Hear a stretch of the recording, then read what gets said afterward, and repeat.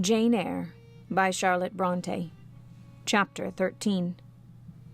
Mr. Rochester, it seems, by the surgeon's orders, went to bed early that night, nor did he rise soon next morning. When he did come down, it was to attend to business. His agent and some of his tenants were arrived and waiting to speak with him. Adele and I had now to vacate the library. It would be in daily requisition as a reception room for callers. A fire was lit in an apartment upstairs, and there I carried our books and arranged it for the future schoolroom. I discerned in the course of the morning that Thornfield Hall was a changed place.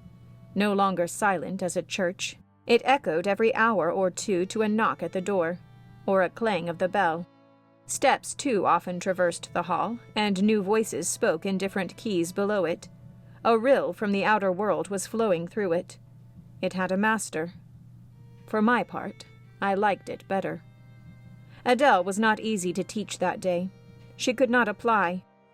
She kept running to the door and looking over the banisters to see if she could get a glimpse of Mr. Rochester. Then she coined pretexts to go downstairs, in order, as I shrewdly suspected, to visit the library, where I knew she was not wanted. Then, when I got a little angry and made her sit still, she continued to talk incessantly of her ami, Monsieur Arthur Fairfax de Rochester, as she dubbed him.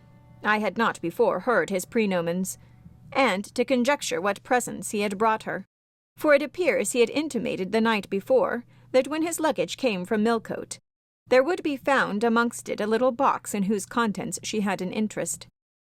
Et cela doit signifier, said she, qu'il y aura là-dedans un cadeau pour moi, et peut-être pour vous aussi, mademoiselle. Monsieur a parlé de vous. Il m'a demandé le nom de ma gouvernante, et s'il elle n'était pas une petite personne, assez mince, c'est une pupille.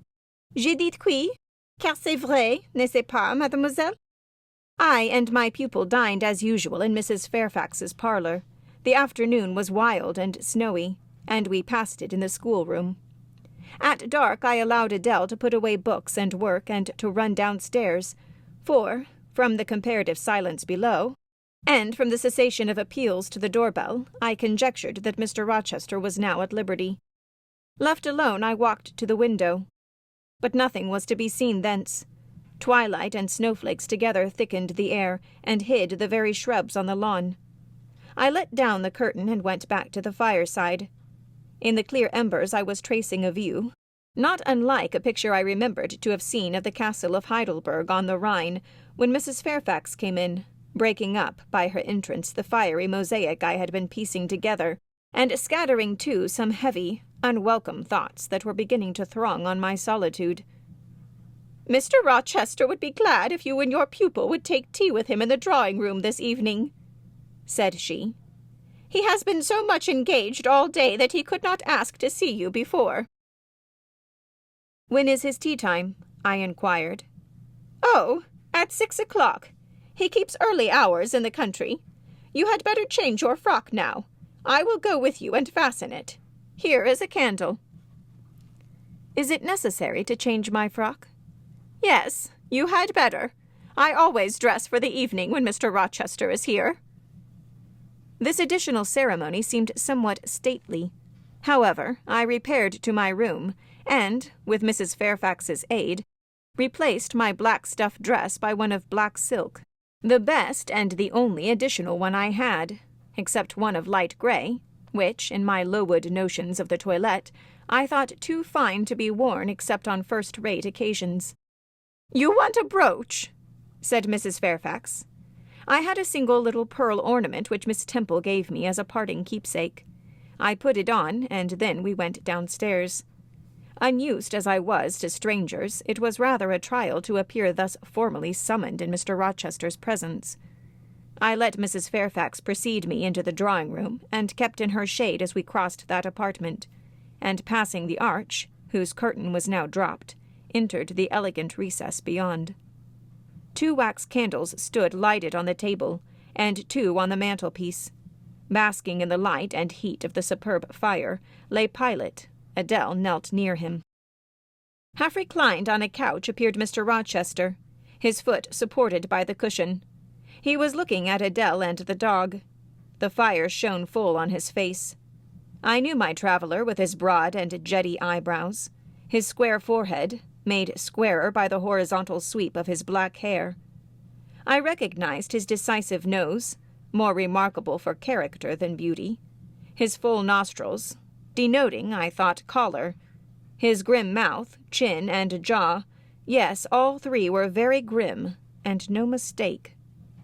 His shape, now divested of cloak, I perceived harmonized in squareness with his physiognomy. I suppose it was a good figure in the athletic sense of the term, broad-chested and thin-flanked, though neither tall nor graceful. Mr. Rochester must have been aware of the entrance of Mrs. Fairfax and myself, but it appeared he was not in the mood to notice us, for he never lifted his head as we approached. "Here is Miss Eyre, sir," said Mrs. Fairfax in her quiet way. He bowed, still not taking his eyes from the group of the dog and child. "Let Miss Eyre be seated," said he, and there was something in the forced stiff bow, in the impatient yet formal tone, which seemed further to express, "What the deuce is it to me whether Miss Eyre be there or not? At this moment I am not disposed to accost her." I sat down quite as embarrassed. A reception of finished politeness would probably have confused me. I would not have returned or repaid it by answering grace and elegance on my part. But harsh caprice laid me under no obligation. On the contrary, a decent quiescence under the freak of manner gave me the advantage. Besides, the eccentricity of the proceeding was piquant. I felt interested to see how he would go on. He went on as a statue would. That is, he neither spoke nor moved. Mrs. Fairfax seemed to think it necessary that someone should be amiable, and she began to talk. Kindly, as usual, and, as usual, rather trite, she condoled with him on the pressure of business he had had all day, on the annoyance it must have been to him with that painful sprain. Then she commended his patience and perseverance in going through with it. "Madam, I should like some tea," was the sole rejoinder she got. She hastened to ring the bell, and, when the tray came, she proceeded to arrange the cups, spoons, etc., with assiduous celerity. I and Adele went to the table, but the master did not leave his couch.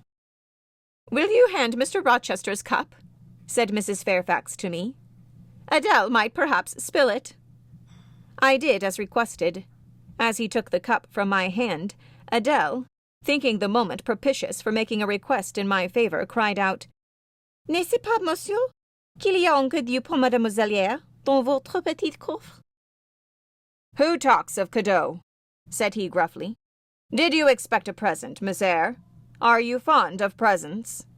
And he searched my face with eyes that I saw were dark, irate and piercing. "I hardly know, sir. I have little experience of them. They are generally thought pleasant things." "Generally thought? But what do you think?" "I should be obliged to take time, sir, before I could give you an answer worthy of your acceptance. A present has many faces to it, has it not? And one should consider all before pronouncing an opinion as to its nature." "Miss Eyre, you are not so unsophisticated as Adele. She demands a cadeau clamorously, the moment she sees me. You beat about the bush." "Because I have less confidence in my deserts than Adele has.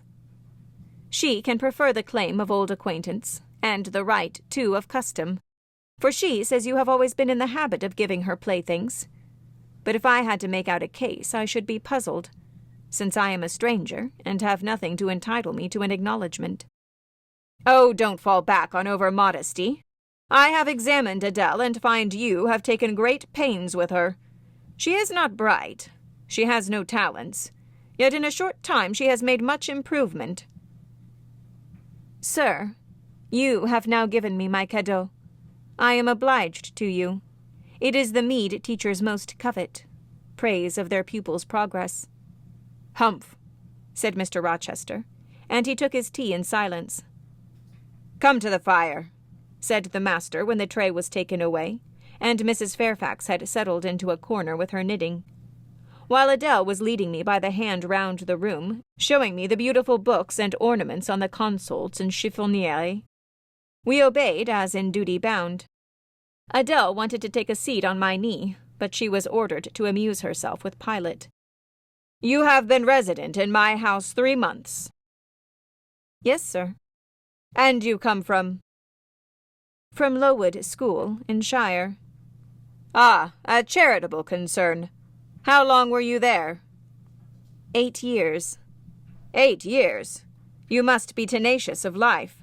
I thought half the time in such a place would have done up any constitution.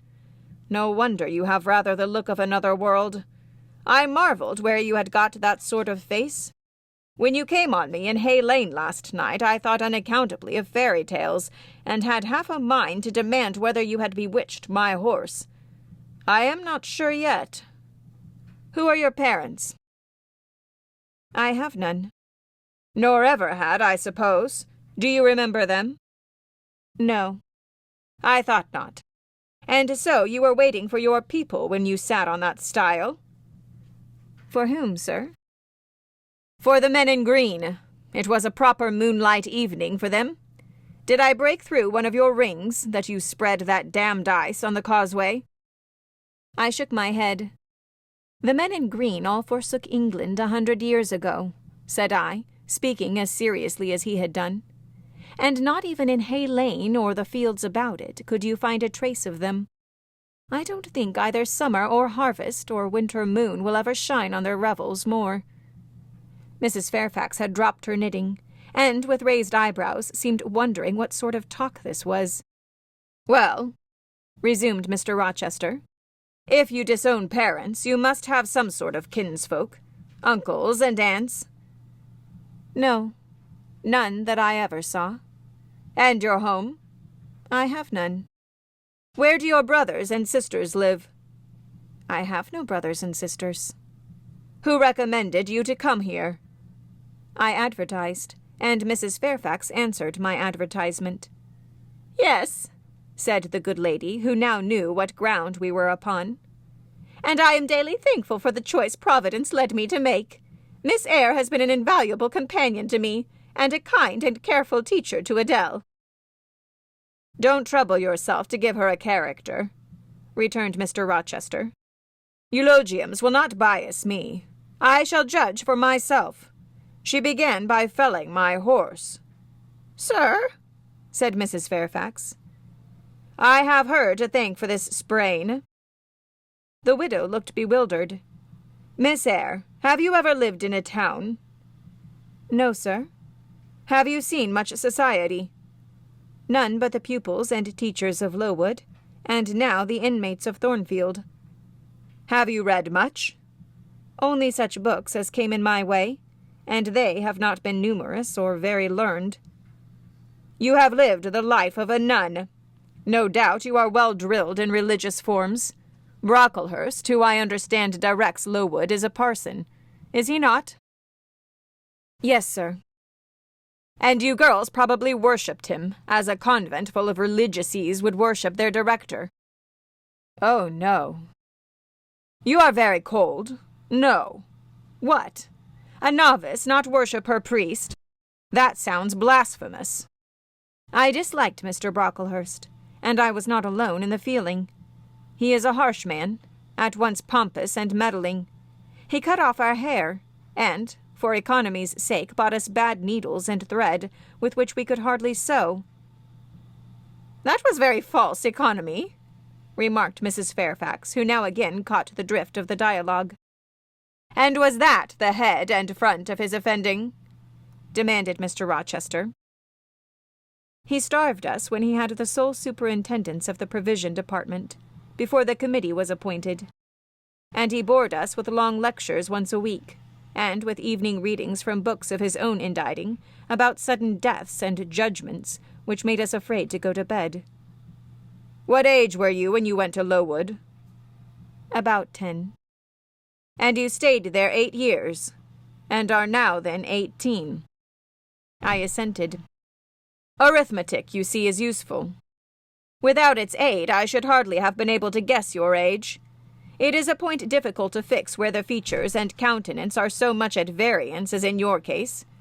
And now, what did you learn at Lowood? Can you play? A little. Of course. That is the established answer. Go into the library. I mean, if you please. Excuse my tone of command. I am used to say, do this, and it is done. I cannot alter my customary habits for one new inmate. Go, then, into the library. Take a candle with you. Leave the door open. Sit down to the piano and play a tune. I departed, obeying his directions.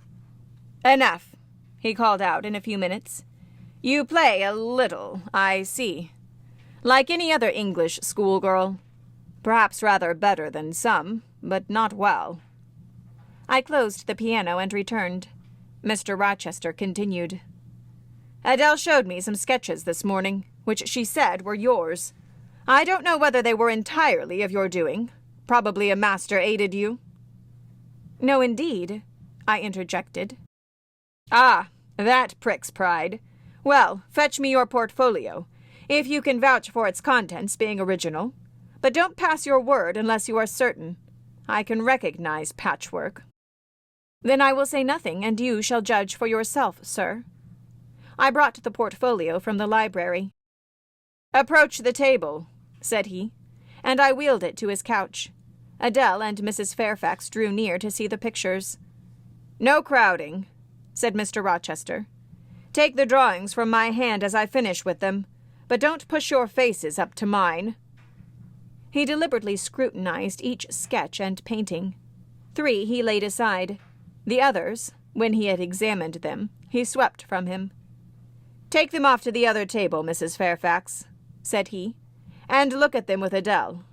You, glancing at me, resume your seat and answer my questions. I perceive these pictures were done by one hand. Was that hand yours? Yes. And when did you find time to do them? They have taken much time and some thought. I did them in the last 2 vacations I spent at Lowood, when I had no other occupation. Where did you get your copies? Out of my head. That head I see now on your shoulders? Yes, sir. Has it other furniture of the same kind within? I should think it may have. I should hope better. He spread the pictures before him, and again surveyed them alternately. While he is so occupied, I will tell you, reader, what they are, and first I must premise that they are nothing wonderful. The subjects had indeed risen vividly on my mind, and I saw them with a spiritual eye before I attempted to embody them. They were striking. But my hand would not second my fancy, and in each case it had wrought out but a pale portrait of the thing I had conceived. These pictures were in watercolors. The first represented clouds low and livid, rolling over a swollen sea. All the distance was an eclipse. So, too, was the foreground, or rather the nearest billows, for there was no land. One gleam of light lifted into relief a half-submerged mast, on which sat a cormorant, dark and large, with wings flecked with foam. Its beak held a gold bracelet, set with gems, that I had touched with as brilliant tints as my palette could yield, and as glittering distinctness as my pencil could impart. Sinking below the bird and mast, a drowned corpse glanced through the green water. A fair arm was the only limb clearly visible, whence the bracelet had been washed or torn. The second picture contained for foreground only the dim peak of a hill, with grass and some leaves slanting as if by a breeze. Beyond and above spread an expanse of sky, dark blue as at twilight.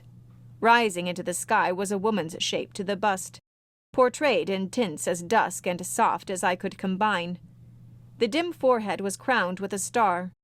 The lineaments below were seen as through the suffusion of vapor. The eyes shone dark and wild. The hair streamed shadowy, like a beamless cloud torn by storm or by electric travail. On the neck lay a pale reflection like moonlight. The same faint luster touched the train of thin clouds from which rose and bowed this vision of the evening star. The third showed the pinnacle of an iceberg piercing a polar winter sky. A muster of northern lights reared their dim lances, close serried along the horizon. Throwing these into distance rose in the foreground a head, a colossal head, inclined towards the iceberg and resting against it. Two thin hands joined under the forehead, and, supporting it, drew up before the lower features a sable veil. A brow quite bloodless, white as bone, and an eye hollow and fixed, blank of meaning but for the glassiness of despair, alone were visible. Above the temples, amidst wreathed turban folds of black drapery, vague in its character and consistency as cloud, gleamed a ring of white flame, gemmed with sparkles of a more lurid tinge. This pale crescent was the likeness of a kingly crown. What it diademed was the shape which shape had none. "Were you happy when you painted these pictures?" asked Mr. Rochester presently. "I was absorbed, sir. Yes, and I was happy. To paint them, in short, was to enjoy one of the keenest pleasures I have ever known." "That is not saying much. Your pleasures, by your own account, have been few. But I dare say you did exist in a kind of artist's dreamland while you blent and arranged these strange tints. Did you sit at them long each day?" "I had nothing else to do because it was the vacation, and I sat at them from morning till noon, and from noon till night. The length of the midsummer days favored my inclination to apply." "And you felt self-satisfied with the result of your ardent labors?" "Far from it. I was tormented by the contrast between my ideas and my handiwork. In each case I had imagined something which I was quite powerless to realize." "Not quite. You have secured the shadow of your thought, but no more, probably. You had not enough of the artist's skill and science to give it full being. Yet the drawings are, for a schoolgirl, peculiar. As to the thoughts, they are elfish. These eyes in the evening star you must have seen in a dream. How could you make them look so clear and yet not at all brilliant? For the planet above quells their rays. And what meaning is that in their solemn depth? And who taught you to paint wind? There is a high gale in that sky and on this hilltop. Where did you see Latmos? For that is Latmos. There. Put the drawings away." I had scarce tied the strings of the portfolio, when, looking at his watch, he said abruptly, "It is 9 o'clock. What are you about, Miss Eyre, to let Adele sit up so long? Take her to bed." Adele went to kiss him before quitting the room. He endured the caress, but scarcely seemed to relish it more than Pilate would have done, nor so much. "I wish you all good night now," said he, making a movement of the hand towards the door, in token that he was tired of our company and wished to dismiss us. Mrs. Fairfax folded up her knitting. I took my portfolio. We curtsied to him, received a frigid bow in return, and so withdrew. "You said Mr. Rochester was not strikingly peculiar, Mrs. Fairfax," I observed when I rejoined her in her room after putting Adele to bed. "Well, is he?" "I think so. He is very changeful and abrupt." "True.